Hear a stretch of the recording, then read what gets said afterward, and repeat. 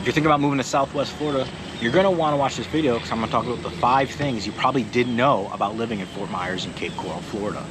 So let's get into it, right? Not know there's a lot of historical hidden gems here in the Fort Myers area. One of those being the Ford and Edison estates. They actually used to frequent down here in the wintertime, and we've preserved their history over the years, and it's on prime real. One of them is actually, both are on prime real estate along the river. And these are ongoing tours that you can visit while you're down here, and they really definitely put an icon on the area with it. It's really cool seeing some of the stuff that got preserved, not only property, the big banyan trees that are there, but it's some history that I didn't know until I actually moved here.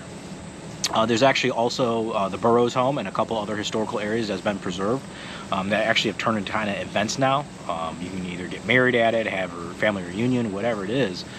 But these homes have been preserved because maybe families didn't want to keep them anymore, and local organizations took them over to keep those events going, and it's definitely become a highlighted area, preserving some of that history.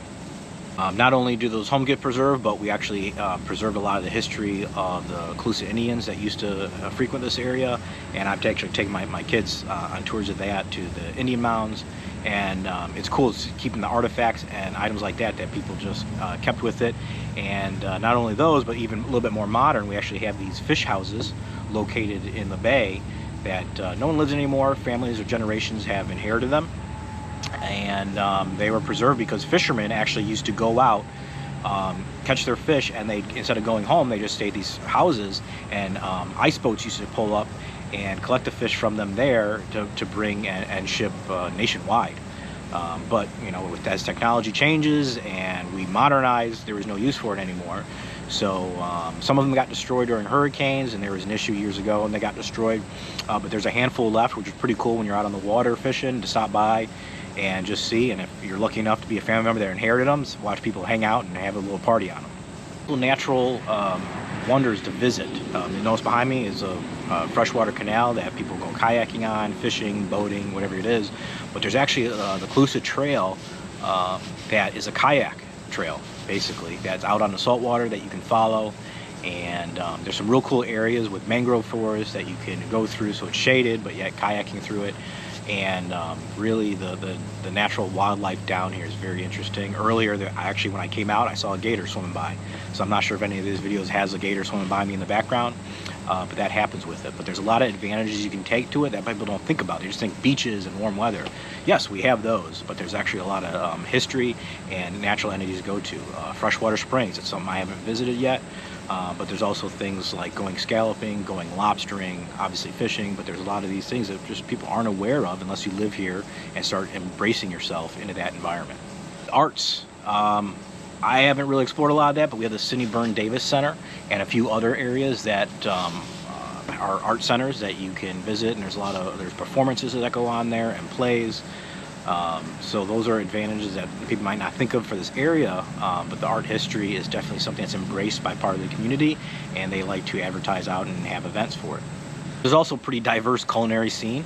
I actually have previous videos where I explored our downtown and talked about some of my favorite restaurants, but not only do we have people from all over the country living here and bringing their cuisines that they have, but we have the local fare that we had of a lot of fresh seafood and food trucks. I know it's popular everywhere, but it's really cool watching some of the ideas that people come up with. And I mean, I've got a list of places I still want to check out. I still have not been able to yet. So that's something to keep in mind when you're coming down here, is definitely check out the culinary cuisine, because you'd be surprised, and your probably palate will end up changing because of what you might have been missing. I mean, there's been foods I'm like, why didn't I grow up eating this? It just wasn't around, wasn't used to it. So you get to explore all that in this area. What else is there's affordable living options. We talk about the median home price, but that's probably for a 2,000 square foot home, maybe with a pool, maybe not, but maybe you just want a condo, maybe you want a smaller place. One of the first homes I had lived in was built in the 60s. All right, you might not be able to get in at as big of a place, but you can still get in the market for things, and there's a lot of things that are affordable by being a little flexible with what you're looking for.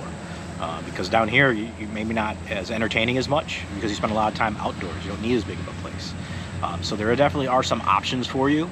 And if you want to learn more about it, hit me up. But that being said, if you're thinking about moving in 9 days or 90 days, shoot me a text, give me a phone call, book a Zoom call, because I'd love to show you around town.